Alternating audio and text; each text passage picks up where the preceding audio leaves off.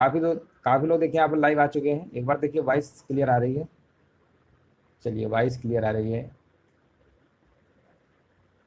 चलिए question number देखिए 293 number का जवाब देना है। हिंदी के प्रारंभिक काल को वीरगाथा काल का नाम किसने दिया? यहाँ पर देखिए आपको जवाब देना है, हिंदी के प्रारंभिक वीरगाथा काल का नाम जो है किसने दिया? हिंदी के प्रारंभिक काल को वीरगाथा काल का जो नाम है किसने दिया? और यहाँ पर देखिए बताया जा रहा है, ऑप्शन नंबर सी बता रहे हैं, आचार्य रामचंद्र शुक्ल। आचार्य रामचंद्र शुक्ल यहाँ पे बिल्कुल करेक्ट आंसर आपका यहाँ पर होगा। 293 नंबर का यहाँ पर आपका सी नंबर बिल्कुल करेक्ट आंसर आपका यहाँ पर होगा। नेक्स्ट प्रश्न बताइए, पृथ्वीराज रासो के रचयिता का नाम बताइए, यहाँ पर क्या होगा? देखिए प्रश्न हमने बहुत बार कराया और बहुत बार एग्जाम में पूछा भी जाता है। पृथ्वीराज रासो की जब हम बात करेंगे, याद रखिएगा, तो चंद्र बरदाई है ना, चंद्र बरदाई। देखिए रचयिता का नाम पूछा गया, इसका मतलब ये रचना है और ये रचनाकार है। चंद्र बरदाई क्या है? रचनाकार है, इन्होंने रचना की है। और कौन सी पुस्तक है, किसकी किया है? पृथ्वीराज रासो की किया है। अगला प्रश्न बताइए, रीत काल का जो आपका टाइम पीरियड है, समय था, कहां से कहां तक था, आपको बताना है। क्वेश्चन नंबर देखिए 295 नंबर का जवाब देना है। और ये जो आपका रीत काल का जो आपका समय माना जाता है, ये आपका 1700 से लेकर 1900 है ना। यहाँ पर आपका आंसर जाएगा विकल्प नंबर सी के साथ। एक बार देख लीजिए सभी लोगों को सही आ रहा है ना। यहाँ पर देखिए बिल्कुल यहाँ पर जवाब है। हाँ, बाकी जो हिंदी आपके बचे हुए हैं टॉपिक वाइज, वो आपको जल्दी कंप्लीट करा देंगे है ना, वो आप टेंशन ना लीजिए है ना, अभी वो करा देंगे। बस ये आपका ये वीडियो कंप्लीट हो जाने दीजिए है ना, वो भी करा देंगे। चलिए यहाँ पर बताइए, भक्ति काल का जो नाम है पूर्व मध्यकाल किस आचार्य ने दिया है? भक्ति काल का जो नाम है पूर्व मध्यकाल जो है किस आचार्य ने दिया है? 296 नंबर का देखिए आपको जवाब देना है। और जवाब बताया जा रहा है, कह रहे हैं विकल्प नंबर, हाँ बिल्कुल देखिए यहाँ पर करेक्ट आंसर दिया गया है। कह रहे हैं यहाँ पर आचार्य हजारी प्रसाद द्विवेदी ने, बिल्कुल सही है। जिनका भी जवाब 296 नंबर का यहाँ पर बी नंबर आ रहा है ना, बिल्कुल सही आंसर है, आचार्य हजारी प्रसाद द्विवेदी ने, बिल्कुल करेक्ट आंसर आपका यहाँ पर होगा। हाँ हाँ बिल्कुल, देखिए आपको बिल्कुल आराम से बिल्कुल पढ़ते रहना, कोई भी टेंशन नहीं लेना है ना। चलिए ये, हाँ अगला प्रश्न बताइए। यहाँ पर देखिए आपको बताना है, हिंदी का जो प्रथम व्याकरण लिखने वाले विद्वान है, हिंदी का जो प्रथम व्याकरण है लिखने वाले विद्वान कौन है? 297 नंबर का जवाब देना है। और बताया जा रहा है यहाँ पर आंसर जेसुआ केटलर। कौन है? जेसुआ केटलर है, याद रखिएगा, थोड़ा नाम अजीब है बट याद रखिएगा, हिंदी का प्रथम व्याकरण लिखने वाले विद्वान है।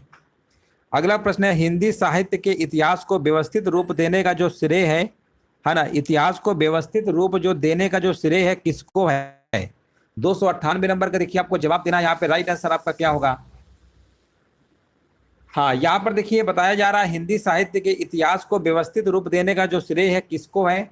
298 नंबर के यहाँ पर बताया जा रहा है आचार्य रामचंद्र शुक्ल। हाँ बिल्कुल देखिए करेक्ट आंसर दिया गया है। नेक्स्ट प्रश्न बताइए, आचार्य रामचंद्र शुक्ल के अनुसार हिंदी साहित्य के आदिकाल की समय सीमा कितनी है? आचार्य रामचंद्र शुक्ल के अनुसार हिंदी साहित्य के आदिकाल की समय सीमा कितनी है? हाँ बिल्कुल सही है, यहाँ पर बताया जा रहा है 1050 संवत से लेकर 1375।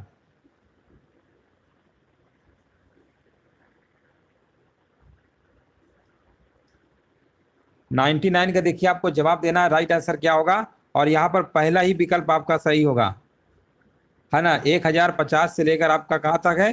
1375 तक है। जिनका भी 99 नंबर का देखिए यहाँ पर आपका जवाब काफी लोग अलग अलग आ रहा है ना। विक्रम संवत है आपका 1050 से, ठीक है ना। तो यहाँ पर संवत लगाएंगे तभी आपका सही होगा। यहाँ सनु लिखा है, सनु नहीं, Vikram Samvat. Option number A है। देखिए ऐसे ही प्रश्न में गलतियां हो जाती है। तो यहाँ पे आंसर क्या होगा? राइट आंसर आपका ए नंबर आपका यहाँ पर बिल्कुल करेक्ट आंसर आपका यहाँ पर होगा।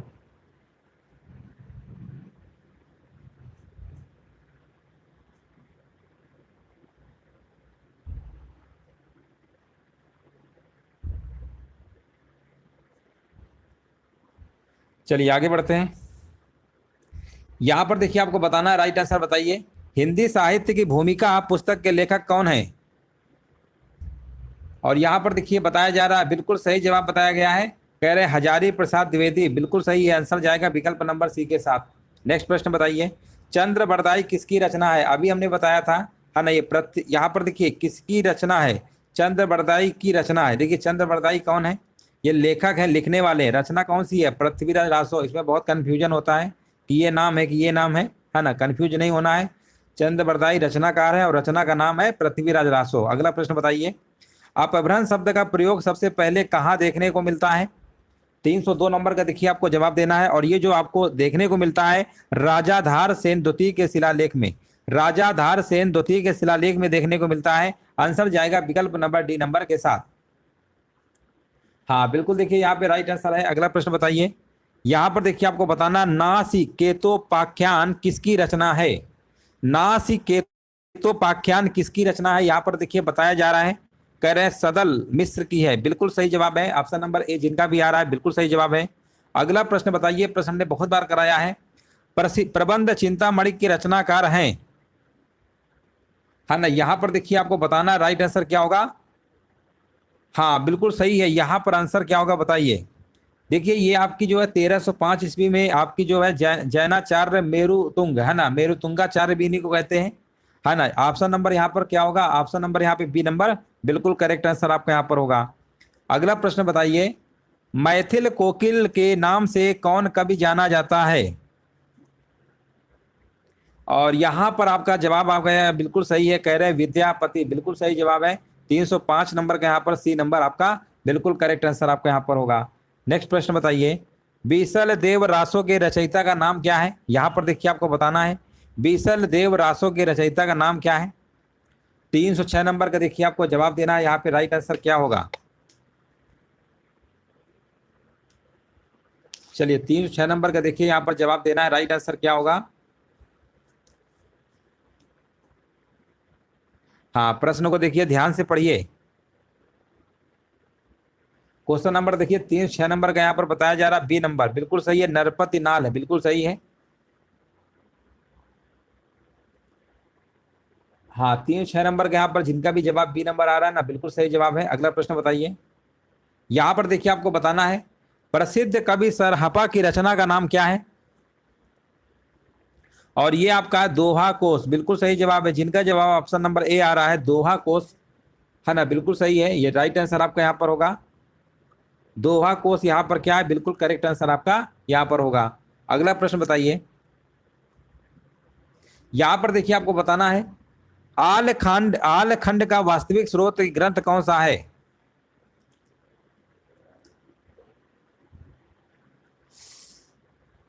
चलिए 308 नंबर के यहाँ पर बताया जा रहा है, कह रहे हैं जवाब नंबर यहाँ पर बता रहे हैं बी नंबर होगा परमाल रासो, बिल्कुल सही है ना। जिनका भी जवाब परमाल रासो आ रहा है ना, बिल्कुल करेक्ट आंसर आपका यहाँ पर होगा।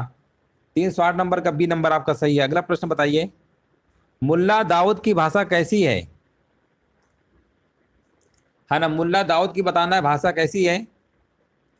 हाँ बिल्कुल, देखिए यहाँ पर राइट आंसर क्या होगा। 309 नंबर का जवाब यहाँ पर बताया जा रहा है, कह रहे हैं ठेठ हिंदी, है ना, बिल्कुल सही है। जिनका भी जवाब आ रहा है ना ठेठ अवधि, अवधि है। ऑप्शन नंबर यहाँ पे क्या होगा, डी नंबर आपका बिल्कुल करेक्ट आंसर आपका यहाँ पर होगा, ठेठ अवधि यहाँ पर राइट आंसर आपका है। अगला प्रश्न बताइए, सिद्धों का प्रथम कवि, तो सिद्धों के अगर प्रथम कवि की बात करेंगे तो आंसर यहाँ पर आपका सही होगा सरहपा। अगला प्रश्न बताइए, हाँ सरहपा प्रथम सिद्ध कवि थे, बिल्कुल बात सही है। अगला प्रश्न बताइए, हाँ एक बार देखिए प्रश्न इसमें पूछा गया था कि सिद्धों के जो प्रथम कवि है सरहप्पा को माना गया है, लेकिन किसने माना था, ये माना था आपका राहुल सांस्कृत्यायन ने माना था, ये भी आपको याद रखना है। अगला प्रश्न बताइए, अपभ्रंश शब्द का सबसे पहले उल्लेख किसने किया है। अपभ्रंश शब्द का सबसे पहले उल्लेख किसने किया है, यहाँ पर देखिए बताया जा रहा है 311 नंबर का, कह रहे हैं बिल्कुल सही है, यहाँ पर पतंजलि बताया जा रहा है। ऑप्शन नंबर यहाँ पे जाएगा विकल्प नंबर सी के साथ। हाँ बिल्कुल, देखिए यहाँ पे राइट आंसर आपका होगा पतंजलि हो जाएगा, है ना। अगला प्रश्न बताइए, और यहाँ पर देखिए आपको बताना है अपभ्रंश के प्रथम महाकवि कौन थे।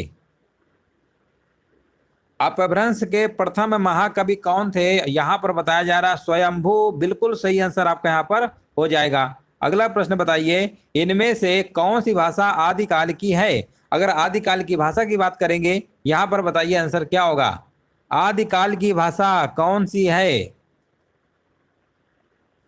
और यहाँ पर है डिंगल, है डिंगल पिंगल। आंसर जाएगा विकल्प नंबर डी के साथ। और ये भाषा पूछा गया था, आदिकाल की है। अगला प्रश्न बताइए, यहाँ पर पूछा गया है इनमें से कौन सी रचना आदिकाल की है। और यहाँ पर देखिए आपको जवाब देना है। राइट आंसर यहाँ पर क्या होगा?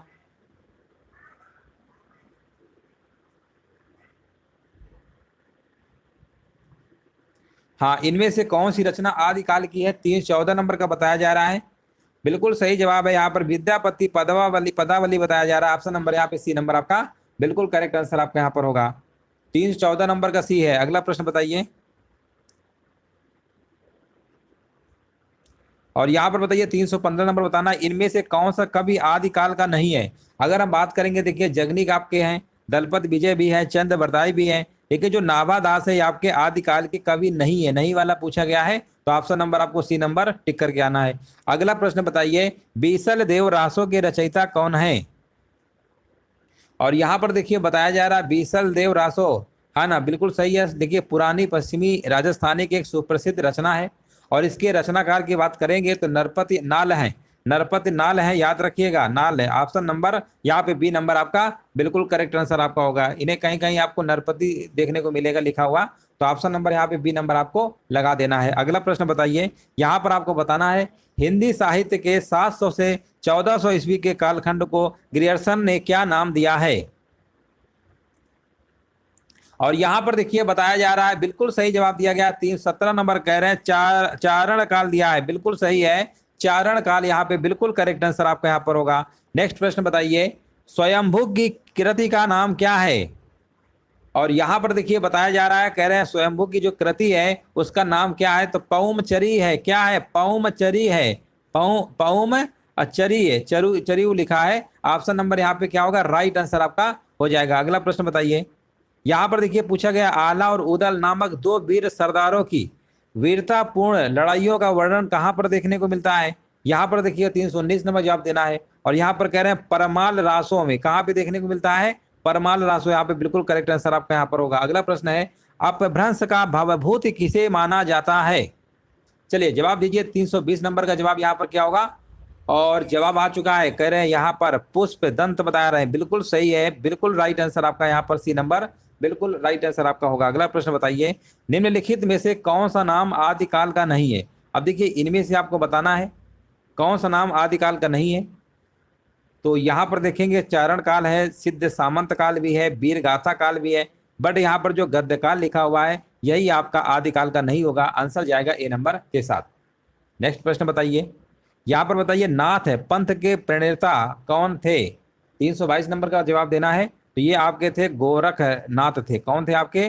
गोरखनाथ थे। ऑप्शन नंबर यहाँ पे सी नंबर आपका सही होगा। अगला प्रश्न बताइए, यहाँ पर देखिए आपको बताना है अब्दुल रहमान कृत संदेश रासक हैं। अब्दुल रहमान कृत संदेश रासक हैं। ऑप्शन दिए गए खंड काव्य, प्रबंध काव्य, मुक्तक काव्य और महाकाव्य। यहाँ पर देखिए 323 नंबर का जवाब देना है। और यहाँ पर बता रहे हैं, कह रहे हैं खंड काव्य होगा, बिल्कुल सही आंसर दिया गया है। अगला प्रश्न बताइए, और ये भी प्रश्न देखिए बहुत बार प्रश्न पूछा गया एग्जाम में, स्वयंभू को हिंदी का जो प्रथम कवि है माना है, किसने माना है। अभी हमने बताया था, अभी देखो जो क्वेश्चन हम बीच में बता देते हैं वो क्वेश्चन देखो आगे मिल भी जाते हैं। अभी जस्ट बताया था ना, क्या बताया था बताइए। स्वयंभू को, हाँ यहाँ पर बताना है आपको, स्वयंभू को हिंदी का प्रथम कवि माना है। और किसने माना है? प्रथम कवि की बात हो रही है, तो प्रथम कवि जो माना है वो आपका माना है राजकुमार वर्मा ने माना है। ऑप्शन नंबर यहाँ पे राहुल संस्कार नहीं होगा, नहीं तो गलत आपका हो जाएगा। यहाँ पे आंसर क्या होगा? राजकुमार वर्मा ने माना है। ठीक है, राजकुमार वर्मा यहाँ पर क्या होगा? बिल्कुल करेक्ट आंसर आपका यहाँ पर हो जाएगा। देख लीजिए सभी का आ रहा है कि नहीं आ रहा है ना। देखिए वो सिद्धों का जो प्रथम कवि आपको बता रहे थे सरापा वाला, वो अलग था, ठीक है ना। यहाँ पर हमने आपसे क्या पूछा था, यहाँ पर हमने स्वयंभू का हिंदी का प्रथम कवि माना है, तो राजकुमार वर्मा बिल्कुल करेक्ट आंसर आपका होगा। कंफ्यूज नहीं होना। 324 नंबर का बी आपका करेक्ट है। अगला प्रश्न बताइए, अपभ्रंश का वाल्मीकि किसे कहा जाता है ना। अपभ्रंश का वाल्मीकि किसे कहा जाता है? 325 नंबर का देखिए जवाब देना है। तो ये कहा जाता है आपका स्वयंभू कहा जाता है। ऑप्शन नंबर यहाँ पे सी आपका सही होगा। अगला प्रश्न बताइए, चंद्र बरदाई किसके दरबारी कवि थे। अभी हमने बताया था चंद्रबरदाई की जो रचना है, ये रचनाकार है, इनकी कौन सी थी? पृथ्वीराज रासो, अभी आपने बताया था। अब यहाँ पर आपसे पूछा गया है किसके दरबारी कवि थे, तो दरबारी कवि की बात करेंगे तो महाराज पृथ्वीराज चौहान के, याद रखिएगा महाराज पृथ्वीराज चौहान के थे। अगला प्रश्न बताइए, यहाँ पर देखिए पूछा गया है पृथ्वीराज रासो किस कवि की रचना है, कितनी बार देखिए प्रश्न को घुमा के पूछा जा रहा है। अब रचना ही पूछ लिया गया किसकी है, तो चंद्रबरदाई लगा देंगे। अगला प्रश्न बताइए, आदिकालीन साहित्य का जो प्रमुख रस है वो कैसा है, 328 नंबर में, तो इसमें आपको वीर रस देखने को मिलेगा। ऑप्शन नंबर यहाँ पे क्या होगा, बी नंबर आपका सही है। यहाँ पर देखिए आपको बताना है किस विद्वान ने हिंदी साहित्य के प्रारंभिक काल को वीरगाथा काल नाम दिया है, ये भी प्रश्न हमने बहुत बार कराया है। 329 नंबर का, 329 नंबर का देखिए आपको जवाब देना, आंसर यहाँ पर क्या होगा। हाँ 329 नंबर के यहाँ पर जवाब कह रहे हैं सी नंबर होगा, आचार्य रामचंद्र शुक्ल ने कहा, बिल्कुल सही जवाब है। नेक्स्ट प्रश्न बताइए, आदिकाल को सिद्ध सामंत युग कहा है, किसने कहा है? 330 नंबर का देखिए आपको जवाब देना है, आदिकाल को सिद्ध सामंत युग कहा है, ये किसने कहा है? ये कहा है आपका राहुल सांस्कृत्यायन ने कहा है। 330 नंबर का यहाँ पर आपका बी नंबर वाला बिल्कुल करेक्ट आंसर आपका यहाँ पर होगा। नेक्स्ट प्रश्न है, किस ग्रंथ में चंद्रबरदाई को छप्पयों का राजा कहा गया है ना, छप्पयों का राजा कहा गया है किस ग्रंथ में? चंद्रबरदाई की रचना अभी आपको हमने बताया था पृथ्वीराज रासो है, तो पृथ्वीराज रासो है ना, तो कहो बहुत लोग कहो पृथ्वीराज मारा है, उनको लग रहा होगा पृथ्वीराज रासो है तो कहो पृथ्वीराज हो, ऐसी गलती नहीं करना है। यहाँ पर आपका आंसर होगा शिव सिंह सरोज में, शिव सिंह सरोज यहाँ पे क्या होगा, आंसर आपका सही होगा, है ना। जैसा कि हम गेस कर रहे थे वैसे आप लोगों को जवाब भी आया, है ना। तो आंसर यहाँ पर आपका होगा हाँ किस ग्रंथ में, क्योंकि ये ग्रंथ जो आप ये चंद्रबरदाई के पृथ्वीराज रासो पढ़ते हैं, बहुत बार पढ़ते हैं, तो मोस्टली लोग यही मार के आएंगे, फिर गलत हो जाएगा। तो याद रखिएगा शिव सिंह सरोज में, है ना। ऐसे प्रश्नों को आपको बहुत सीरियसली पढ़ के जाना एग्जाम में, कि जहाँ पर लगेगा कि ये होगा होता कुछ और है, ऐसे प्रश्नों को आपको बहुत अच्छे से करना है। हालांकि एक वीडियो हम लेके आएंगे जिसमें जो कन्फ्यूजन भरे प्रश्न हैं, जो डाउट भरे प्रश्न हैं, कई बार क्या होता है कि कन्फ्यूज हो जाते हैं एग्जाम में कौन सा होगा, उनको मैं अलग से कुछ इंपॉर्टेंट प्रश्नों करा देंगे, ताकि कोई गलती इस बार एग्जाम में नहीं होनी चाहिए। अगला प्रश्न बताइए, निम्नलिखित में से कौन व्याकरण ग्रंथ के रूप में प्रतिष्ठित है ना। यहाँ पर 332 नंबर का जवाब देना है, तो ये आपके हैं उक्ति व्यक्ति प्रकरण, ऑप्शन नंबर यहाँ पे डी नंबर आपका सही होगा। अगला प्रश्न बताइए, और यहाँ पर देखिए आपको बताना है, हाँ बिल्कुल कह रहे हैं हार्ड है, थोड़ा बहुत तो है आपका। अगला प्रश्न बताइए, महापंडित राहुल सांस्कृत्यायन ने इनमें से किस कवि को हिंदी का पहला कवि माना है ना, हिंदी का पहला कवि माना है, तो ये माना है हिंदी का पहला कवि, आंसर बताइए क्या होगा। और यहाँ पर होगा सरहपा को माना है, किसको माना? सरहपा, है ना, सरहपा, हपाद लगा दिया है, हालांकि सरहपा है, ठीक है ना, सरहपा को माना, याद रखिएगा सरहपा। अगला प्रश्न बताइए, यहाँ पर आपको बताना है प्रेम सागर के लेखक कौन है, ये तो बता लेंगे, ये आपने कई बार सुना भी होगा। तो प्रेम सागर के हैं लल्लू जी लाल है, ऑप्शन नंबर सी होगा। अगला प्रश्न है आपके सामने है लल्लू लाल है, लल्लू लाल, ठीक है। अगला प्रश्न बताइए, देसिल बयाना सब जिन मिट्टा किसका कथन है, और यहाँ पर देखिए जवाब बताया जा रहा है, बिल्कुल सही है, महाकवि कह रहे हैं विद्यापति, बिल्कुल सही है, ऑप्शन नंबर आपका ए नंबर सही होगा। अगला प्रश्न बताइए, हिंदी का प्रथम महाकाव्य कौन सा है। अब देखो ये प्रश्न तो सभी को याद होना चाहिए, जब भी कभी हिंदी का प्रथम महाकाव्य की बात होती है तो वो आपका चंद्रबरदाई द्वारा बताया था भी आपको पृथ्वीराज रासो है ना। इस केस में आपका रासो वाला आंसर होगा सही, ऑप्शन नंबर बी आपका बिल्कुल राइट आंसर आपका हो जाएगा। अगला प्रश्न बताइए, यहाँ पर देखिए काफी अच्छा प्रश्न है, यह आपको बताना है अपभ्रंश के प्रथम महाकवि कौन थे। अपभ्रंश के प्रथम महाकवि कौन थे, अगर आप अपभ्रंश की बात करेंगे तो यहाँ पर आंसर क्या होगा, आपका हो जाएगा स्वयंभू के साथ जाएगा, ऑप्शन नंबर ए के साथ। अगला प्रश्न बताइए, और यहाँ पर आपको बताना है आदिकाल में किस कवि ने अवहट्ट भाषा में रचना किया है, अवभट्ट भाषा में रचना किया है, यहाँ पर आंसर होगा हाँ बिल्कुल, देखिए यहाँ पर राइट आंसर बता रहे हैं 338 नंबर कह रहे हैं अब्दुल रहमान ने किया है, बिल्कुल सही जवाब है। अगला प्रश्न बताइए, 339 नंबर का देखिए आपको बताना है खड़ी बोली में सबसे पहले काव्य सृजन करने वाले कवि कौन है। हाँ 339 नंबर का देखिए जवाब हमारे बीच आ गया है, कह रहे हैं अमीर खुसरो, बिल्कुल सही है ना, बिल्कुल सही जवाब है।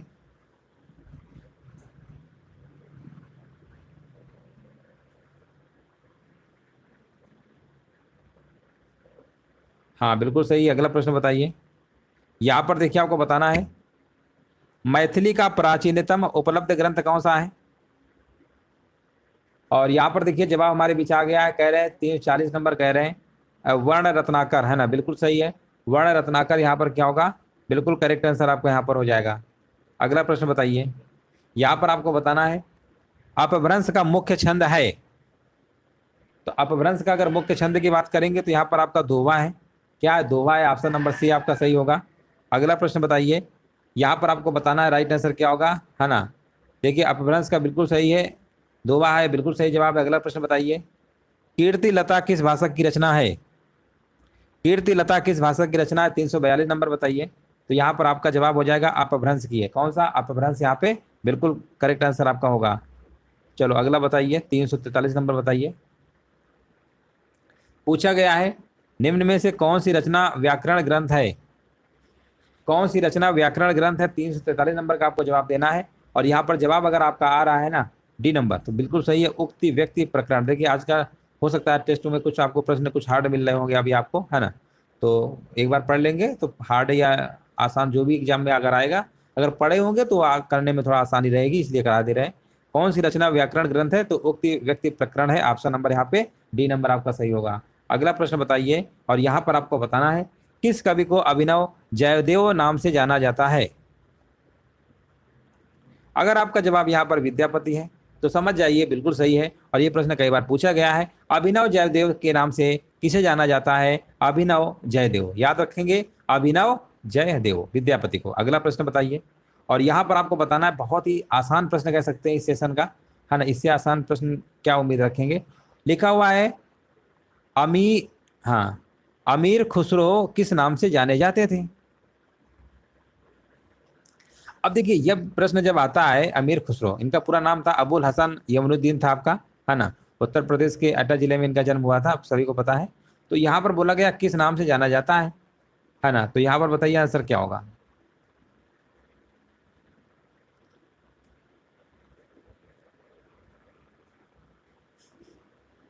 तीन 345 नंबर का देखिए सभी लोग जवाब दीजिए, यहाँ पर आंसर क्या होगा?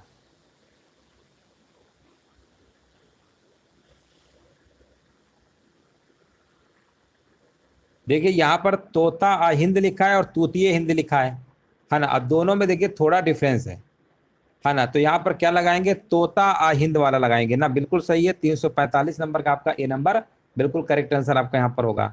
अगला प्रश्न बताइए, यहाँ पर देखिए आपको जवाब देना है, राइट आंसर क्या होगा? लिखा हुआ है आल खंड का दूसरा नाम क्या है ना। यहाँ पर देखिए आपको बताना 346 नंबर। तो यहाँ पर आपका जवाब हो जाएगा परमाल रासो। क्या है? परमाल रासो है। अगला प्रश्न बताइए, यहाँ पर देखिए आपको नेक्स्ट प्रश्न का जवाब देना है। पूछा गया है आपसे आलवार संतों की संख्या कितनी मानी गई है? आलवार संतों की संख्या जो मानी गई है आपकी, कितनी मानी गई है आपको बताना है।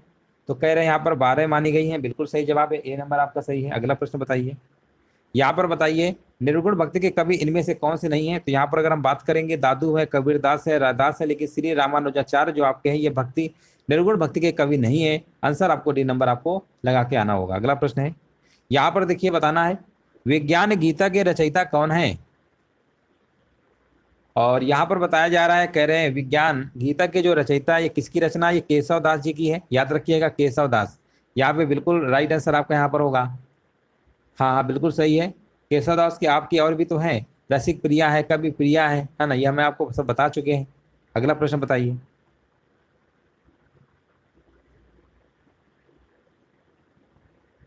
अगला प्रश्न बताइए, यहाँ पर देखिए आपको बताना है शुद्धा द्वैतवाद दर्शन के प्रवर्तक कौन है ना। प्रवर्तक की देखिए बात हो रही है, और प्रवर्तक की जब हम बात करेंगे तो यहाँ पर लगाना पड़ेगा आपको वल्लभाचार्य। याद रखिएगा वल्लभाचार्य यहाँ पर क्या होगा? बिल्कुल करेक्ट आंसर आपका यहाँ पर हो जाएगा। हाँ देख लीजिए सभी का आ रहा है कि नहीं आ रहा है? अच्छा बताइए सूरदास जो थे किसके शिष्य थे? ये आपको कमेंट में आंसर बताना है। सूरदास किसके शिष्य थे ये आपको कमेंट में बताना है। अगला प्रश्न बताइए, रामानंद ऋषि स्थान है किस शिष्य परंपरा में आते हैं? 351 नंबर का जवाब यहाँ पर क्या होगा? तो यहाँ पर आपका होगा रामानुजाचार्य, ऑप्शन नंबर डी होगा। अगला प्रश्न बताइए, भक्ति काल को सबसे पहले किसने हिंदी साहित्य का स्वर्ण युग कहा है? हाँ ये ग्रियर्सन ने कहा है, कई बार करा चुके हैं। अगला प्रश्न बताइए, अजगर करे न चाकरी पंछी करे न काम ये किस कवि ने कहा था?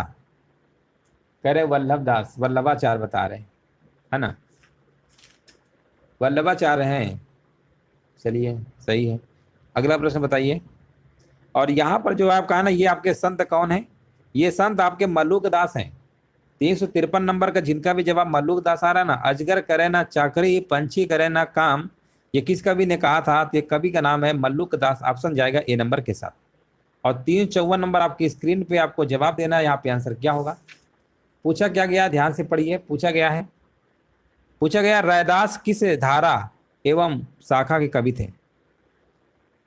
और यहाँ पर बताया जा रहा है निर्गुण धारा, ज्ञानश्री शाखा। आंसर जाएगा सी नंबर के साथ। नेक्स्ट प्रश्न बताइए। और यहाँ पर आपको बताना है ज्ञानाश्रय निर्गुण काव्य का दार्शनिक आधार क्या है? देखिए बहुत बढ़िया, बिल्कुल सही जवाब है। 355 नंबर का कह रहे हैं, बी नंबर है अद्वैतवाद। अद्वैतवाद बिल्कुल सही है। ज्ञानाश्रय निर्गुण काव्य का दार्शनिक आधार क्या है? तो आंसर जाएगा यहाँ पर अद्वैतवाद के साथ। ऑप्शन नंबर बी आपका बिल्कुल करेक्ट आंसर आपका यहाँ पर होगा। अगला प्रश्न बताइए। और यहाँ पर देखिए आपको बताना है कबीर की वाणी का जो संग्रह है किस नाम से प्रसिद्ध है? और यहाँ पर बता रहे हैं, कह रहे हैं बीजक, जो कि बिल्कुल सही आंसर दिया गया है। जिनका भी जवाब बीजक आ रहा है तो समझ जाइए बिल्कुल सही जवाब है। अगला प्रश्न बताइए। और वेरी वेरी मोस्ट इंपॉर्टेंट प्रश्न है ये, आपका कई बार पूछा भी गया है। ज्ञानाश्रयी शाखा के प्रमुख कवि कौन है? ज्ञानाश्रयी शाखा के जब प्रमुख कवि पूछेगा तो आंसर लगा के आना है आपको कबीर दास। ऑप्शन जाएगा ए नंबर के साथ। अगला प्रश्न बताइए। और यहाँ पर आपको बताना है कबीर दास किस काव्य धारा का प्रतिनिधित्व करते हैं? हाँ, 358 नंबर का जवाब अगर आपका आ रहा है संत काव्य, है ना, संत काव्य भक्ति काल की कौन सी है? संत काव्य धारा के कवि थे, बिल्कुल सही है। तो यहाँ पर आपका संत काव्य वाला आपको लगा के आना है। अगला प्रश्न बताइए इनमें से कौन सा कवि संत कवि का नहीं है? अगर हम संत कवि की बात करेंगे रैदास हैं, कबीर दास हैं, गुरु नानक के, लेकिन तुलसीदास आपके यहाँ पर नहीं होंगे। 359 नंबर के यहाँ पे बी नंबर आपका बिल्कुल करेक्ट आंसर आपका यहाँ पर होगा। अगला प्रश्न बताइए निर्गुण संत कवियों में सर्वाधिक शास्त्रज्ञ एवं सुशिक्षित थे? और 360 नंबर का देखिए यहाँ पर जवाब बताया जा रहा है। 360 नंबर का कह रहे हैं बी नंबर होगा सुंदर दास। हाँ बहुत बढ़िया, बिल्कुल सही जवाब है। अगला प्रश्न बताइए। यहाँ पर बताइए मसी कागद छुबो नहीं कलम अन गयो नहीं हाथ, ये किसके विषय में कहा गया है? ये जो कहा गया है आपका, ये आपका कबीर जी के विषय में कहा गया। आंसर जाएगा विकल्प नंबर सी के साथ। अगला प्रश्न बताइए। और यहाँ पर आपको बताना है संत काव्य नाम किसने दिया है? हाँ, अगर आपका जवाब आ रहा है राजकुमार वर्मा तो बिल्कुल सही जवाब है ना। यहाँ पर राइट आंसर क्या होगा?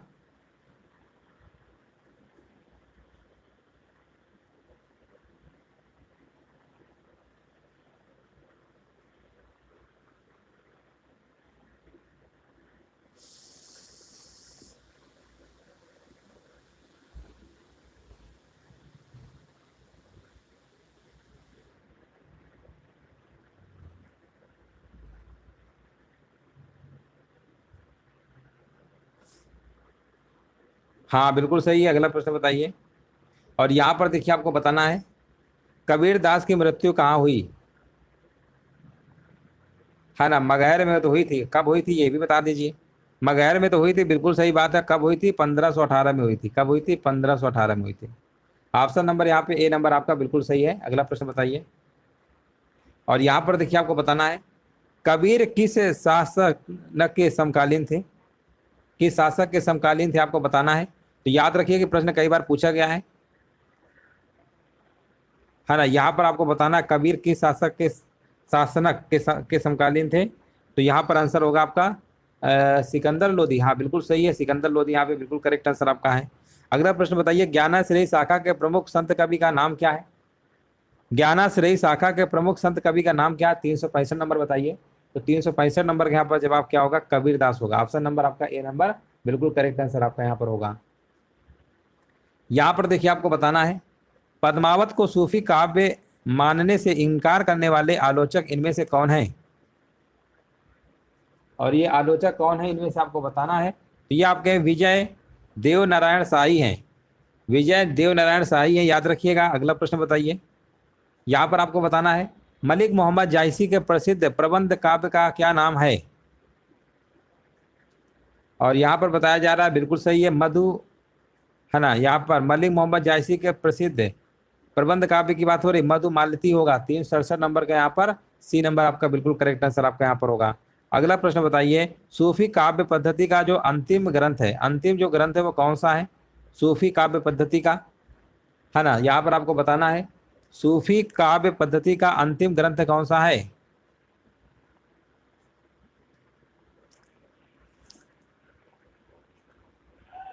हाँ, यहाँ पर इंद्रावती है ना, बिल्कुल सही बात है, ऑप्शन नंबर बी आपका सही है। अगला प्रश्न बताइए, हिंदी का प्रथम सूफी कवि कौन है ना। यहाँ पर देखिए आपको बताना राइट आंसर क्या होगा।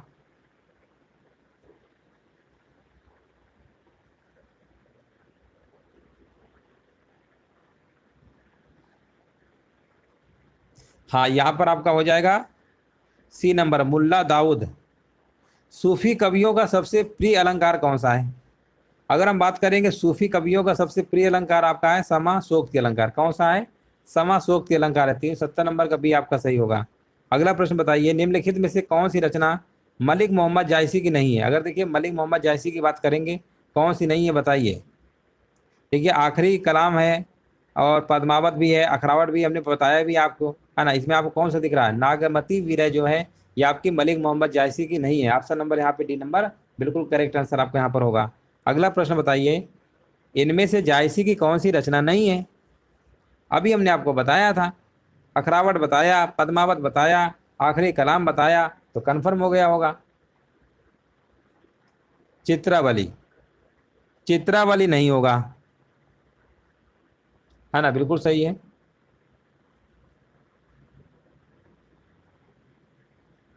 अच्छा बताइए, चित्रावली किसकी रचना है,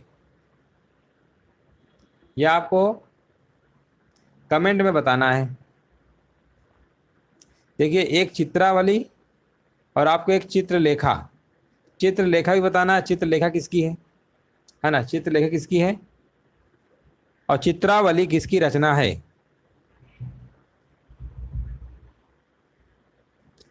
ना। चित्रावली जो है ये उस्मान कवि की रचना है, उस्मान कवि की है, याद रखिएगा। अगला प्रश्न बताइए, और यहाँ पर बताइए पद्मावत को समा सोक्ति किसने कहा है ना। पद्मावत को समा सोक्ति किसने कहा है, यहाँ पर देखिए आपको जवाब देना है, राइट आंसर क्या होगा।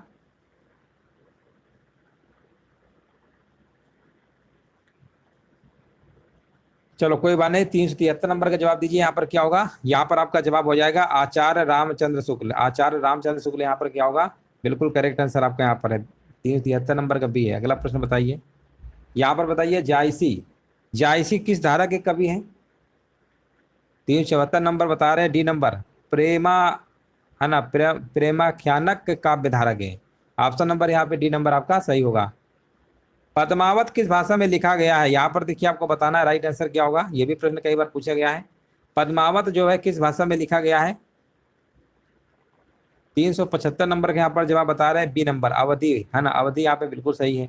अगला प्रश्न बताइए, मधुमालती की रचनाकार कौन है। हाँ बिल्कुल सही है। यहाँ पर देखिए मीर सैयद मंझन सत्तारी राजगिरी द्वारा लिखी गई थी, तो यहाँ पर मंझन लगा दीजिए, बस इतना शॉर्टकट नाम है, काम चल जाएगा। 1545 में लिखी गई थी। अगला प्रश्न बताइए, प्रेम मार्गिक का भी इनमें से कौन सा नहीं है। और यहाँ पर अगर हम बात करेंगे तो मंझन है, मुल्ला दाऊद भी है, मलिक मोहम्मद जायसी भी है, लेकिन सूरदास जो आपके हैं ना, ये प्रेम मार्गिक कवि नहीं है। आंसर कौन सा जाएगा, विकल्प आपका यहाँ पे राइट आंसर जाएगा विकल्प नंबर डी के साथ। अगला प्रश्न बताइए, तुलसीदास की भक्ति का स्वरूप क्या था। हाँ बिल्कुल सही है। यहाँ पर देखिए बताया जा रहा है 378 नंबर का, देखिए यहाँ पर जवाब बताया जा रहा है, कह रहे हैं दास से, है ना, बिल्कुल सही है। दास से यहाँ पे क्या होगा, बिल्कुल करेक्ट आंसर आपका यहाँ पर होगा। 378 नंबर का डी आपका सही है। अगला प्रश्न बताइए, इनमें से कौन सी रचना तुलसीदास की नहीं है।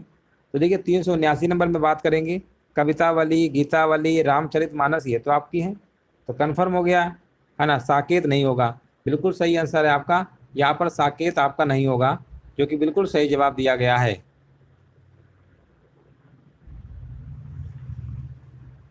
चलिए आगे बढ़ते हैं। हाँ अच्छा बताइए, साकेत है किसकी, है ना, साकेत किसकी है, कमेंट करके बताइए। मैथिली शरण गुप्त की है। चलो आगे बढ़ते हैं। अगला बताइए, अब लो नसानी अब ना नसे हो, तुलसीदास की ये जो उक्ति है उनकी किस रचना के लिए है आपका बताना है। यहाँ पे आंसर क्या होगा।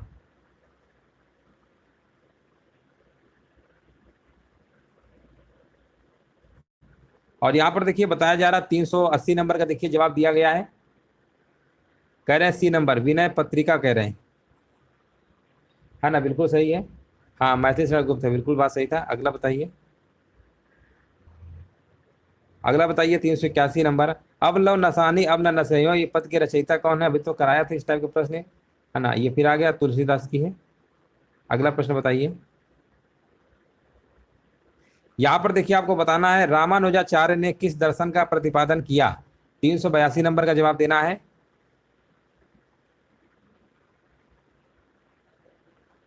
हाँ यहाँ पर देखिए आपको जवाब देना, राइट आंसर क्या होगा 382 नंबर। और 382 का आपका होगा विशिष्टा द्वैतवाद, ऑप्शन नंबर बी आपका सही है ना। अष्ट छाप के संस्थापक कौन है। ये आपके हैं विठल नाथ है। विठल विठल नाथ लगाइएगा, नहीं तो गलत हो जाएगा, वल्लभाचार्य नहीं, विठल नाथ, ऑप्शन नंबर सी। अगला प्रश्न बताइए। हाँ चलिए यहाँ पर बताइए, मीराबाई के गुरु कौन थे। मीराबाई के गुरु कौन थे आपको बताना है। 384 नंबर कह रहे हैं ए नंबर, रायदास, बिल्कुल सही है। अगला प्रश्न बताइए, सूरदास किसके शिष्य थे। वल्लभाचार्य के थे। सूरदास किसके शिष्य थे। वल्लभ। सुदामा चरित्र किसकी रचना है। यहां पर देखिए कमेंट करना है, सुदामा चरित्र जो है किसकी रचना है। यहां पर देखिए आपको जवाब देना है, राइट आंसर आपका यहां पर क्या होगा। चलिए यहां पर देखिए कमेंट करना है, यहां पे राइट आंसर क्या होगा।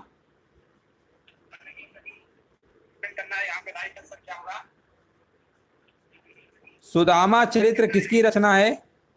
और यहां पर देखिए जवाब बताया जा रहा है, कह रहे हैं 386 नंबर का कह रहे हैं सी नंबर होगा। बिल्कुल सही बात है, ऑप्शन नंबर सी होगा, है ना, नरोत्तम दास, बिल्कुल करेक्ट आंसर दिया गया है। अगला प्रश्न बताइए। और यहां पर बताइए पुष्टि मार्ग की स्थापना किसने की। यहां पर देखिए आपको जवाब देना है, राइट आंसर यहां पर क्या होगा। चलिए यहां पर देखिए आपको जवाब देना है, पुष्टि मार्ग की स्थापना किसने की। 387 नंबर का जवाब यहां पर आपका हो जाएगा वल्लभाचार्य, बिल्कुल करेक्ट आंसर दिया गया, 387 नंबर का सी है। नेक्स्ट प्रश्न बताइए, 388 नंबर का देखिए आपको जवाब देना है और बताना यहाँ पे राइट आंसर आपका क्या होगा। पूछा गया है अष्टछाप की स्थापना सन 1565 में किसने की थी, बताइए। अष्टछाप की स्थापना 1565 में किसने की थी। और यहाँ पर बताया जा रहा है विठल नाथ, बिल्कुल सही जवाब है। हाँ बहुत बढ़िया, बिल्कुल सही है। चलिए अगला प्रश्न बताइए। यहाँ पर देखिए आपको बताना है कृष्ण काव्य धारा के प्रवर्तक हैं। और यहाँ पर बताया जा रहा है, ऑप्शन नंबर कह रहे हैं यहाँ पर आपका विकल्प नंबर यहाँ पर सही होगा सूरदास, जो कि बिल्कुल सही आंसर है, ऑप्शन नंबर सी होगा। हाँ 389 नंबर के यहाँ पर बिल्कुल करेक्ट आंसर आपका यहाँ पर होगा।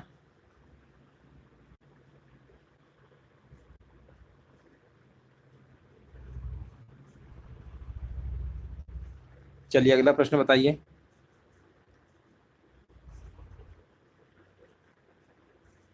और यहाँ पर देखिए आपको बताना है, आचार्य रामचंद्र शुक्ल ने किस कवि को कठिन काव्य का प्रेत कहा था। कठिन काव्य का प्रेत कहा था, यहाँ पर आपको बताना है। और यहाँ पर जवाब आपका होगा केशव दास को।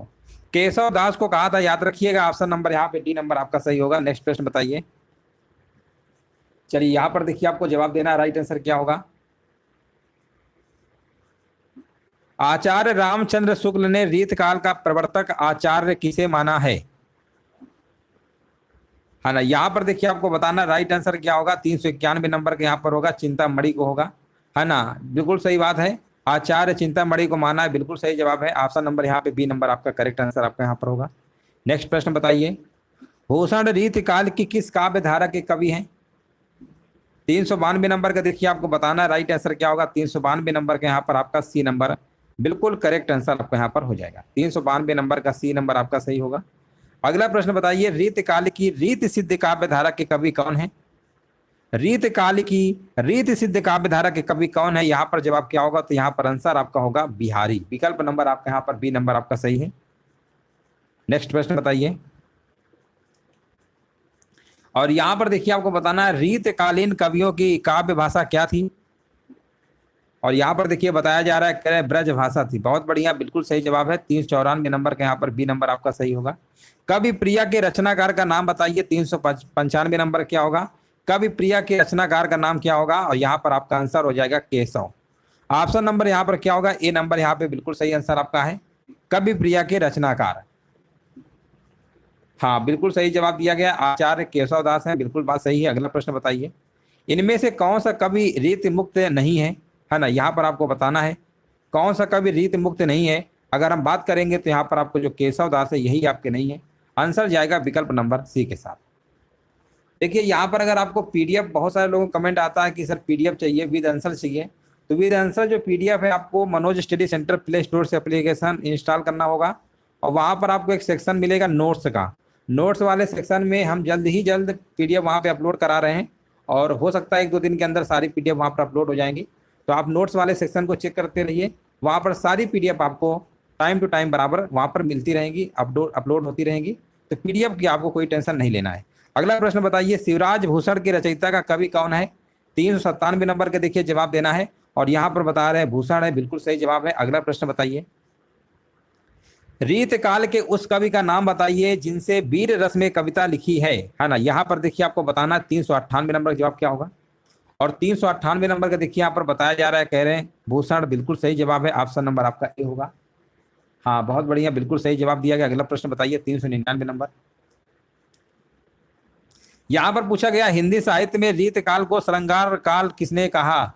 बताइए श्रृंगार जो काल है किसने कहा है, आपको बताना है। 399 नंबर का यहाँ पर बताया जा रहा है आचार्य विश्वनाथ प्रसाद मिश्र ने। बिल्कुल सही जवाब है। हाँ बिल्कुल, जल्द से जल्द अपलोड कर देंगे।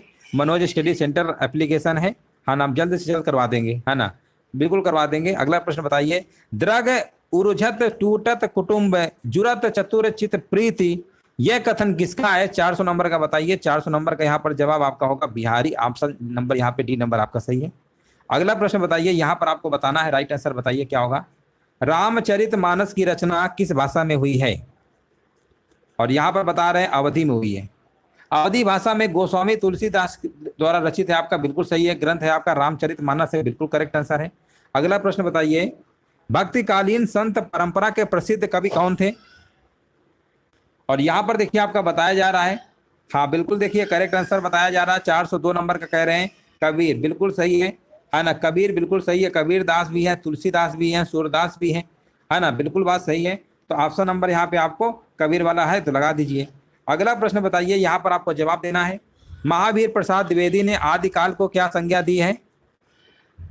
और यहाँ पर देखिए बताया जा रहा है महावीर प्रसाद द्विवेदी ने आदिकाल को क्या कहा है? बताइए, कह रहे हैं ऑप्शन नंबर डी होगा बीज वपन काल। बिल्कुल सही जवाब है। ऑप्शन नंबर यहाँ पे डी नंबर आपका सही होगा।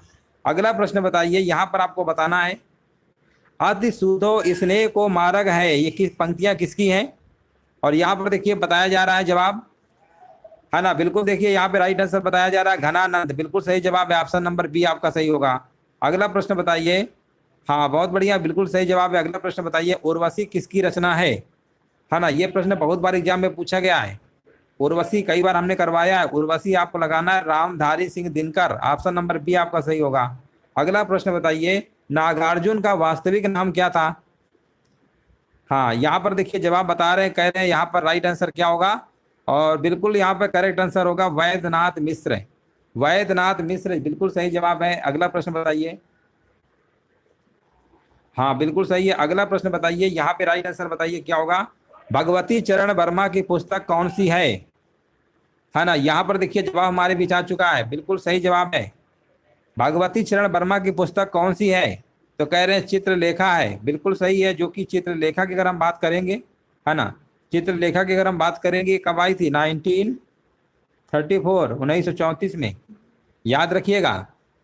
और भी इनकी है, 3 वर्ष भी है, टेढ़े मेढ़े रास्ते भी है ना, और पतन भी है, ये सारी है इनकी। लेकिन ऑप्शन में चित्रलेखा है तो ये लगा दीजिए। अगला प्रश्न बताइए, ज्ञानपीठ जो है कितनी भाषाओं में दिया जाता है? तो देखिए 2017 में जब पूछा गया था तो 22 भाषाएं थी, अब एक भाषा और बढ़ गई है तो अब टोटल 23 में। तो 2018 से जो ज्ञानपीठ पुरस्कार है इसमें 11 लाख रुपए मिलते हैं, है ना, इस पुरस्कार में याद रखिएगा। तो 23 भाषाओं के लिए प्रदान किया जा रहा है। अब 2018 से, पहले 22 ही था, है ना। प्रश्न काल में इस समय 22 भाषाओं में दिया जाता था, अब ये 18 से 23 हो गया है। अगला प्रश्न बताइए, यहाँ पर 409 नंबर बताइए। माखन लाल चतुर्वेदी को किस रचना के लिए साहित्य अकादमी पुरस्कार मिला था?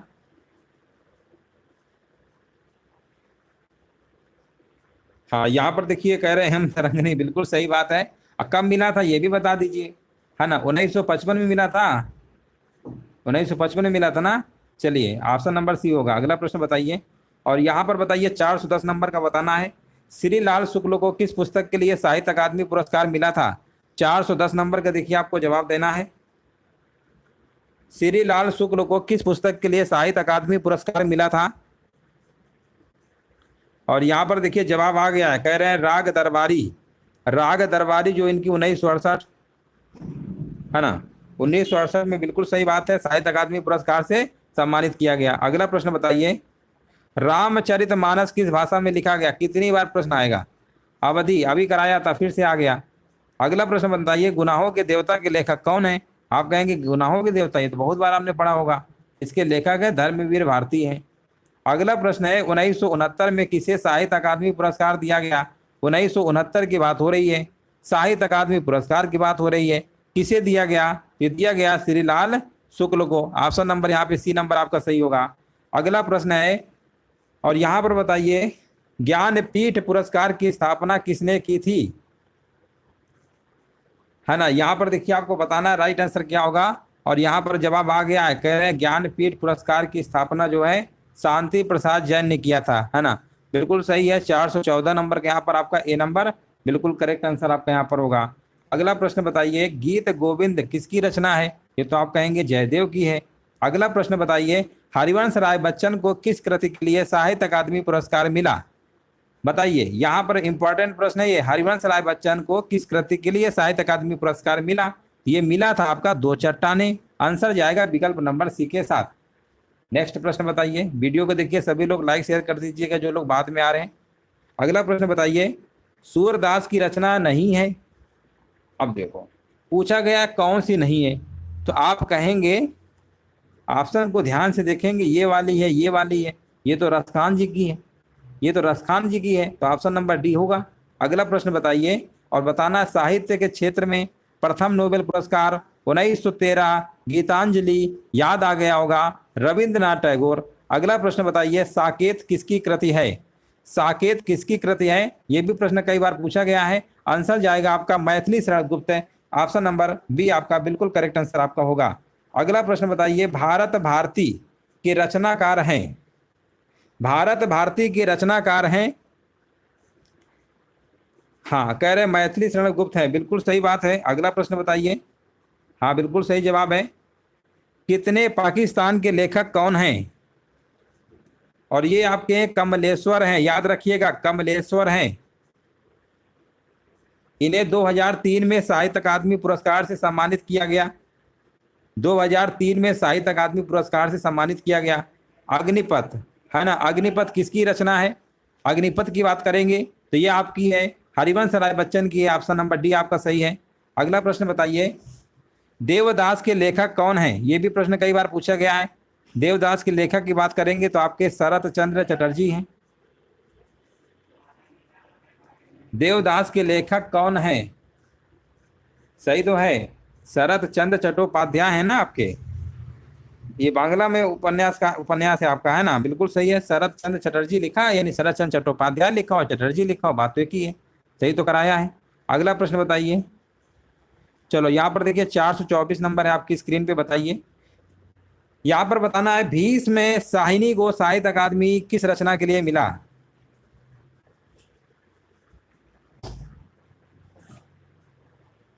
चौबीस नंबर कह रहे हैं, यहाँ पर जवाब आ गया है, कह रहे हैं सी नंबर तमस, बिल्कुल सही बात है, ऑप्शन नंबर सी होगा। अगला प्रश्न बताइए, पृथ्वीराज रासो, ये प्रश्न हमने बहुत बार कराया है, ये चंद बरदाई की है, बहुत बार करवा चुके हैं। अगला प्रश्न बताइए, चंदायन किस कवि की रचना है? चंदायन किस कवि की रचना है? तो यहाँ पर देखिए जवाब बताया जा रहा है, कह रहे हैं यहाँ पर आंसर जाएगा सी के साथ, मुल्ला दाऊद, है ना, मुल्ला दाऊद। ऑप्शन आपका सी नंबर सही होगा। अगला प्रश्न बताइए, मृच्छकटिकम किसकी रचना है? बताइए, मृच्छकटिकम किसकी रचना है? और यहाँ पर देखिए बता रहे हैं शूद्रक, बता रहे हैं 427 नंबर का, यहाँ पर बी नंबर आपका बिल्कुल करेक्ट आंसर आपका यहाँ पर होगा। अगला प्रश्न बताइए। हाँ बिल्कुल सही जवाब है। अगला प्रश्न बताइए। रघुवंशम किसकी कृति है? हाँ कालिदास की है, बिल्कुल सही बात है। ऑप्शन नंबर यहाँ पे आपका ए नंबर होगा। अगला प्रश्न बताइए। मेघदूत के लेखक कौन है? हाँ ये भी कालिदास है, बिल्कुल बात सही है ना, ये भी कालिदास ही है आपके। अगला प्रश्न बताइए। संगीत राज के रचयिता कौन है? और यहाँ पर बताया जा रहा है महाराणा कुंभा, है ना, राणा कुंभा बता रहे हैं, बिल्कुल सही बात है। ऑप्शन नंबर यहाँ पर क्या होगा? संगीत राज के रचयिता कौन है? राणा कुंभा है आपके। अगला प्रश्न बताइए। प्रथम राष्ट्र कवि कौन थे? ये प्रश्न बहुत बार पूछा गया है, तो ये आपके मैथिली शरण गुप्त है। अगला प्रश्न बताइए। कामायनी महाकाव्य के रचयिता कौन है? कामायनी की बात करेंगे तो आपको आ ही रहा होगा, ये आपके जयशंकर प्रसाद की है। ऑप्शन नंबर सी होगा। अगला प्रश्न बताइए। पद्मावत के रचयिता का नाम क्या है? तो आप कहेंगे पद्मावत के तो मलिक मोहम्मद जायसी है। अब जायसी लिखा है, पूरा नाम नहीं लिखा, तो समझ जाइए मलिक मोहम्मद जायसी की बात हो रही है। अगला है विनय पत्रिका किसकी रचना है? बहुत बार करा चुके हैं, तुलसीदास की है। अगला प्रश्न बताइए। अतीत के चलचित्र कृति किसकी है? ये तो कहेंगे आप ये तो आपका महादेवी वर्मा की है। किसकी है? महादेवी वर्मा की है, बिल्कुल करेक्ट आंसर आपका यहाँ पर होगा। अगला प्रश्न बताइए। राग दरबारी के लेखक कौन है? अभी कराया था, श्री लाल शुक्ल है आपके। अगला प्रश्न बताइए। दोहावली, दोहावली की बात करेंगे तो ये भी आपका जाएगा आंसर यहाँ पर तुलसीदास के साथ। अगला प्रश्न बताइए। रामचरितमानस के रचयिता कौन है? तो ये भी आपके तुलसीदास हैं। कितना आसान प्रश्न था। अगला प्रश्न बताइए।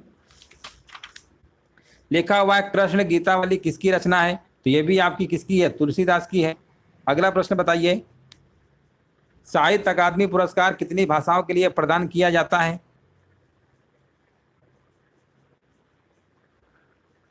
देखिए 22 तो हैं आपकी, एक राजस्थानी अंग्रेजी, कुल टोटल 24 हैं। ऑप्शन नंबर यहाँ पे 24 लगाइएगा, 24 लगाइएगा, 24। 40 नंबर का एक बार देख लीजिए सभी का आ रहा है कि नहीं आ रहा है, गलत मत करिएगा एग्जाम में। 22 नहीं है आपका, 24 है।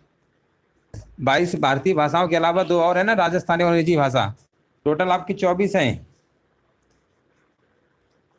चलिए आगे बढ़ते हैं। 40 नंबर का 24 है, बिल्कुल ध्यान रखिएगा। अगला प्रश्न बताइए। भरत मुनि की रचना कौन सी है? और यहाँ पर बता रहे हैं नाट्य शास्त्र बता रहे हैं, बिल्कुल सही जवाब है, नाट्य शास्त्र होगा। अगला प्रश्न बताइए। हाँ बिल्कुल सही है। अगला प्रश्न बताइए। सूरदास की इनमें से कौन सी रचना है? तो साहित्य लहरी आपकी है। अगला प्रश्न बताइए। 443 नंबर बताइए। यहाँ पर पूछा गया हिंदी राम काव्य परंपरा के अंतर्गत एक विशिष्ट कृति है ना, यहाँ पर बताइए आंसर क्या होगा? तो यहाँ पर आपका विकल्प नंबर क्या होगा? रामचंद्रिका हो जाएगा, है ना, रामचंद्रिका आपका बिल्कुल सही आंसर आपका है। अगला प्रश्न बताइए। राम कुमार वर्मा ने प्रेमाख्यान परंपरा का प्रवर्तक किसे माना है?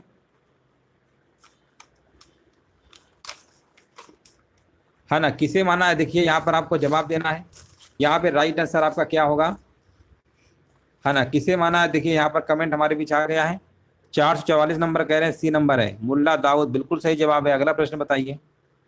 है ना, राम विलास शर्मा को साहित्य अकादमी जो पुरस्कार है किस वर्ष प्रदान किया गया? तो ये प्रदान किया गया था आपका 1970 में। कब किया गया था? 1970 में किया गया था। अगला प्रश्न बताइए। माखन लाल चतुर्वेदी को किस रचना पर साहित्य अकादमी पुरस्कार मिला? कई बार करवा चुके हैं, है ना, बिल्कुल सही है। 1950 में मिला था ना, हिम तरंगिनी, बिल्कुल सही है। अगला प्रश्न बताइए। 446 का सी है। गणपति चंद्र गुप्त ने हिंदी का प्रथम जो कवि है किसे माना है? गणपति चंद्र गुप्त ने हिंदी का प्रथम कवि किसे माना है? ये माना है आपका शालिभद्र सूरी को माना है। अगला प्रश्न बताइए। प्रभु जी तुम चंदन हम पानी, ये पंक्ति जो है किस कवि की है? प्रभु जी तुम चंदन हम पानी, ये प्रश्न कई बार पूछा गया है, ये रैदास जी की पंक्ति है, याद रखिएगा। प्रभु जी तुम चंदन हम पानी। यहाँ पर देखिए बहुत ही वेरी वेरी मोस्ट इंपॉर्टेंट प्रश्न है, बहुत बार पूछा जा रहा है।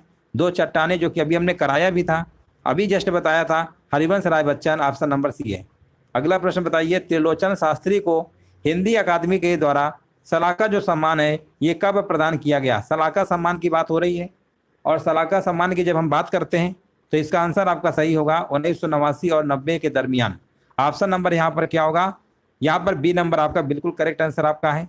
रानी, यहाँ पर बताइए रानी केतकी की कहानी के लेखक कौन है? और यहाँ पर बताया जा रहा है इंसा अल्लाह खां, सैयद इंसा अल्लाह खां, बिल्कुल सही है, ये भी इंपॉर्टेंट प्रश्न है आपका। और यहाँ पर बताइए हिंदी अकादमी सलाहकार सम्मान की पुरस्कार राशि कितनी है? पुरस्कार राशि की बात करेंगे तो 5 लाख रुपया है, 5 लाख रुपया है। अगला प्रश्न बताइए निम्न में से पुष्टि मार्गीय भक्ति संप्रदाय की स्थापना किसने किया? पुष्टि मार्गीय भक्ति संप्रदाय की स्थापना किसने किया, यहाँ पर बताना है। 453 नंबर के यहाँ पर बता रहे हैं वल्लभाचार्य। वल्लभाचार्य यहाँ पर क्या होगा, बिल्कुल करेक्ट आंसर आपका यहाँ पर हो जाएगा। हाँ ना, बिल्कुल सही जवाब है। अगला प्रश्न बताइए सन 1968 में किस साहित्यकार को ज्ञानपीठ पुरस्कार मिला था? बहुत बढ़िया कह रहे हैं, सुमित्रा नंदन पंत को मिला था, है ना। हिंदी भाषा में ज्ञानपीठ पुरस्कार पाने वाले पहले साहित्यकार कौन थे आपके? सुमित्रा नंदन पंत ही तो थे आपके। अगला प्रश्न बताइए नंददास इनमें से किस ग्रंथ के लेखक हैं? तो ये तो आप बता देंगे, कह रहे रसमंजरी, है ना। नंददास ब्रजभाषा के संत कवि थे, बात सही है, लेकिन ग्रंथ पूछा गया, ग्रंथ में रसमंजरी। अगर मान लो भाषा पूछेगा तो ब्रजभाषा लगा के आइएगा। 455 का सी नंबर सही है। अगला प्रश्न बताइए निम्नलिखित में से कौन सी रचना नरोत्तम दास की है? नरोत्तम दास की बात करेंगे सुदामा चरित है आपकी। कौन सी है? सुदामा चरित है, सुदामा चरित। अगला प्रश्न बताइए कुंवर नारायण को ज्ञानपीठ पुरस्कार किस वर्ष प्रदान किया गया था? कुंवर नारायण को ज्ञानपीठ पुरस्कार जो है किस वर्ष प्रदान किया गया था? तो याद रखिएगा ये प्रदान किया गया था इन्हें 2005 में। डेट याद रखिएगा 2005 में। अगला प्रश्न है और यहाँ पर बताइए मलबे का मालिक कहानी के कहानीकार कौन है? और यहाँ पर देखिए बताया जा रहा है मोहन राकेश, बिल्कुल सही है। अगला प्रश्न बताइए मैं भंगी हूँ आत्मकथा के लेखक कौन है? मैं भंगी हूँ, यहाँ पर आंसर जाएगा भगवान दास। भगवान दास ये मैं भंगी हूँ आत्मकथा के लेखक हैं। ऑप्शन नंबर सी आपका सही होगा। और अगला प्रश्न बताइए पुरुषोत्तम अग्रवाल को उनकी किस रचना के लिए देवी शंकर अवस्थी स्मृति सम्मान प्रदान किया गया? है ना, यहाँ पर आंसर है तीसरा रुख, है ना, तीसरा रुख याद रखिएगा। पुरुषोत्तम अग्रवाल को उनकी रचना जो है तीसरा रुख के लिए देवी शंकर अवस्थी स्मृति सम्मान प्रदान किया गया, याद रखिएगा। चलिए आगे बढ़ते हैं। यहाँ पर बताइए निम्न उपन्यासों में से कौन सा मृदुला गर्ग द्वारा रचित नहीं है? है ना, कौन सा रचित नहीं आपको बताना है 461 नंबर में। राइट आंसर यहाँ पर क्या होगा? और यहाँ पर देखिए बताया जा रहा है 461 नंबर कह रहे हैं रुकोगी नहीं राधिका, है ना, रुकोगी नहीं राधिका यही आपका नहीं है, बाकी सब है आपके। आंसर जाएगा विकल्प नंबर यहाँ पे आपका बी नंबर के साथ। अगला प्रश्न बताइए सन 2019 में ब्यास सम्मान जो है किसे प्रदान किया गया? अगर 2019 में बात करते हैं ब्यास सम्मान की बात करेंगे, ये मिला है आपका नासिरा शर्मा। ऑप्शन नंबर आपका ए नंबर सही होगा। अगला प्रश्न बताइए किस वर्ष साहित्य अकादमी पुरस्कार नहीं दिया गया?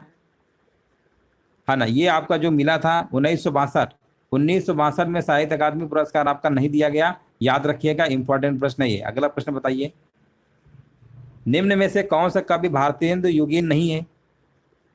अगर हम भारतेंदु युगीन की बात करेंगे तो यहाँ पर देखिए बद्री नारायण चौधरी प्रेमघन आपके हैं, ठाकुर जगमोहन सिंह भी हैं, है ना, ये आपके पंडित अंबिका दत्त व्यास भी हैं। ये आपके जो श्रीधर पाठक लिखे हुए हैं ये आपके भारतेंदु युग के नहीं है। 464 नंबर के यहाँ पर क्या होगा? ऑप्शन नंबर आपका डी नंबर बिल्कुल करेक्ट आंसर आपका यहाँ पर हो जाएगा। हाँ बिल्कुल देख लीजिए सभी का सही जवाब आ रहा है कि नहीं आ रहा है, एक बार आंसर चेक कर लीजिए सभी का जवाब आ रहा है।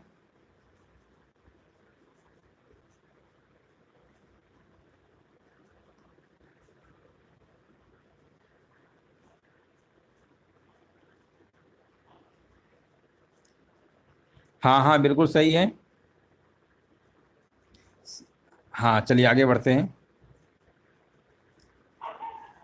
चलिए नेक्स्ट प्रश्न बताइए निम्न में से किस साहित्यकार को प्रेमचंद की कहानियों का कालक्रमानुसार अध्ययन के लिए ब्यास सम्मान प्रदान किया गया है? तो यहाँ पर 465 नंबर का आपका जवाब होगा कमल किशोर गोयनका, ठीक है ना। ऑप्शन नंबर यहाँ पे सी नंबर आपका सही है, कमल किशोर गोयनका। अगला प्रश्न है अमृतलाल नागर के उपन्यास मानस का हंस की कथा वस्तु है, बताइए। यहाँ पर देखिए जवाब देना है क्या होगा, और यहाँ पर बताया जा रहा है 466 नंबर का देखिए आपको कमेंट करना है ना। दो विकल्प इसके और हैं, आप देख सकते हैं। अब बताइए आंसर यहाँ पर क्या होगा। और यहाँ पर बताया जा रहा है तुलसीदास का मानसिक विकास, बिल्कुल सही है। तुलसीदास का मानसिक विकास, जिनका भी जवाब आ रहा है बिल्कुल राइट आंसर आपका यहाँ पर होगा।